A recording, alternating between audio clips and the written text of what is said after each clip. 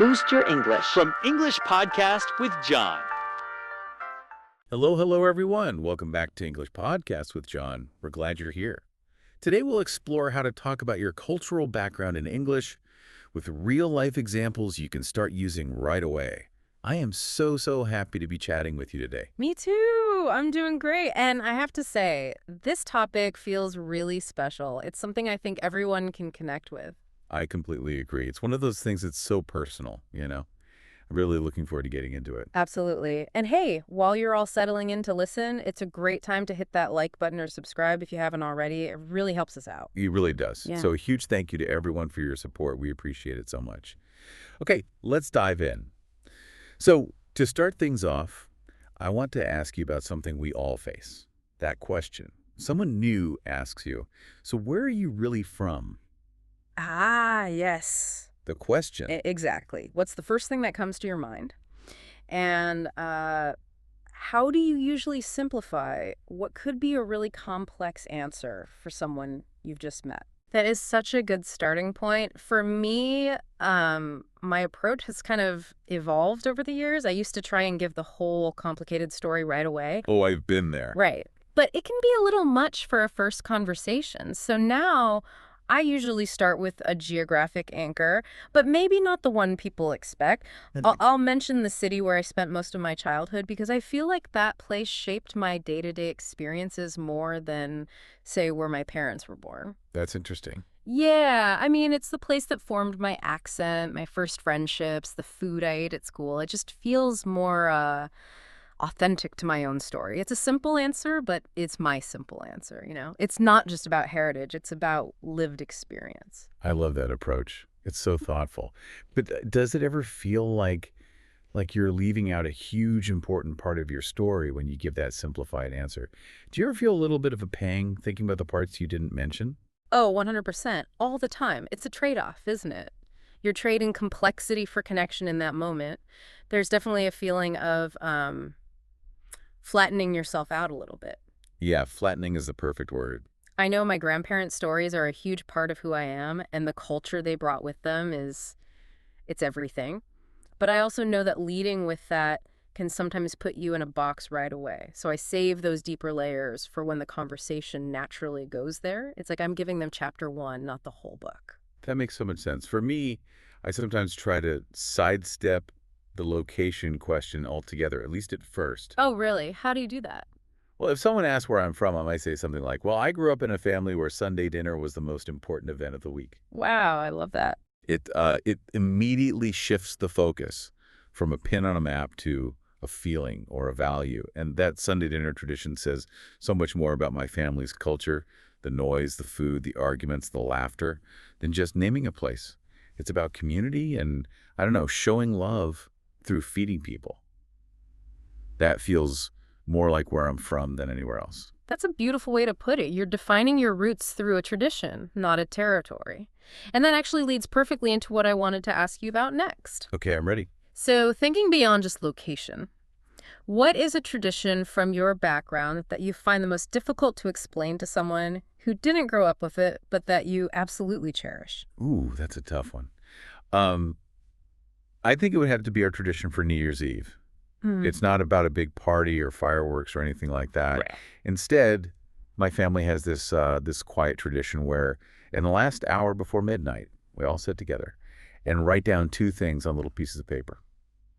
First, you write down something you want to let go of from the past year. And second, you write down a single hope or intention, not a resolution, just a hope for the year to come.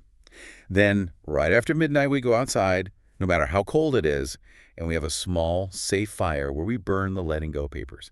It's a symbolic release. That sounds incredibly powerful. It is. It's very quiet and reflective. The air is always so cold and still, and you just watch this little piece of paper, this burden turn into smoke and disappear.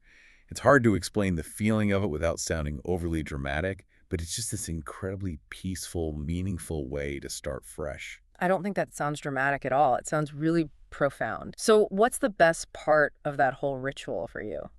I think the best part is the shared silence. For that 1 hour, we're all just quietly writing and thinking together. In a family that's usually very loud, that shared quiet is really special. Is there a specific smell or a sound that you associate with it? Definitely. The smell of wood smoke in the freezing night air. And the only sound is like the crackle of the fire. It's so distinct, I can smell it just thinking about it. Wow. And do the younger generations in your family still follow it exactly? They do, for the most part. I think the teenagers sometimes find the no phones for an hour rule a bit difficult. Yeah, I can imagine.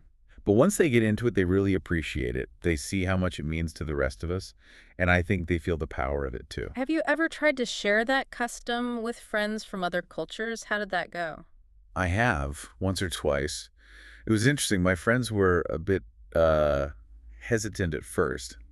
They're used to New Year's being a loud social party, so the idea of an hour of silent reflection was a little strange for them. It's a bit of a change of pace. A huge change of pace. Yeah. But afterwards, one of my friends told me it was the most meaningful New Year's she'd ever had. She said she'd never actually stopped to think about what she wanted to let go of before. It was a really cool moment of connection.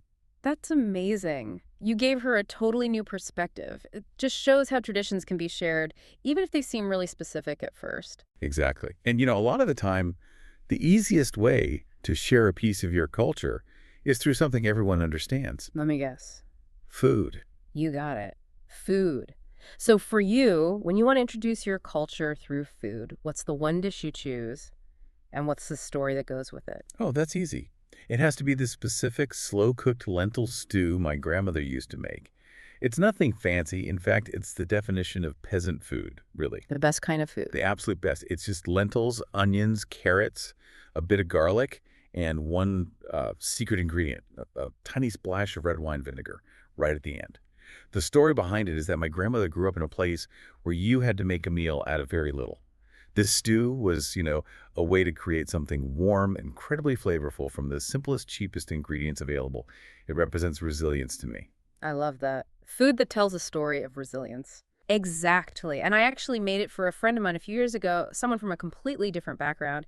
He was used to very complex, spicy food. He looked at this simple brown stew, and I could tell he was a little skeptical. A little underwhelmed. Totally. But then he took his first bite, and his eyes just widened. He couldn't believe how much deep, earthy flavor was packed in there. He asked me how he did it, and I told him the secret wasn't the ingredients, it was the time. You have to let it simmer for hours. It's a dish you can't rush. He ended up having 3 bowls. That is the best reaction. It proves the point perfectly. It really does. I think that's so true. Describing cultural food in English often requires more feeling than it does vocabulary. You can list the ingredients, but that doesn't capture the essence. So I have an opinion question for you. Go for it. Which senses do you think are the most important to focus on when you're describing a dish like that from your background? Is it the taste, the smell, the look? That's a great question. For a dish like that stew, I'd say it's definitely smell first, and then what I guess you'd call the feeling or the texture. The taste is obviously amazing, but the smell is what creates the atmosphere. The atmosphere, yes. When it's been simmering for a couple of hours, the whole house fills with this warm, earthy, comforting aroma. It smells like home. It smells safe. And then the texture.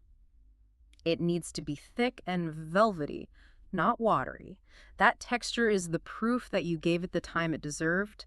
That's how you communicate the value of patience in the dish itself. You're not just feeding someone, you're giving them a feeling of comfort and safety that's so much deeper than just, this tastes good. Precisely. It's a whole experience, which sort of brings us to the biggest question of all, I think, the feeling of it all. I think so too.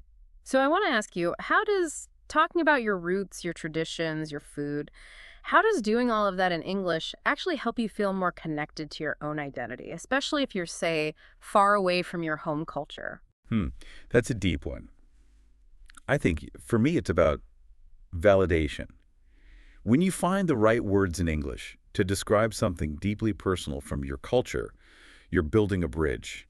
You're taking something that lives inside you and making it real and understandable to the world around you. You're translating more than just words. Exactly. You're translating a piece of your soul in a way. And there's an immense pride in that.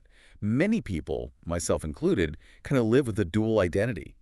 There's the person you are within your family's culture and the person you are in your day-to-day English-speaking life. I know that feeling very well. Talking about it, sharing those stories, it helps merge those two worlds. It makes you feel whole. It says, all of these parts of me belong together and they all have value. It's not just about remembering where you came from.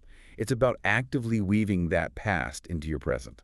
I think that's so important for people to hear. You, the person listening right now, your unique story is what makes you interesting. Yes, absolutely. Don't ever feel like you have to hide it or simplify it too much.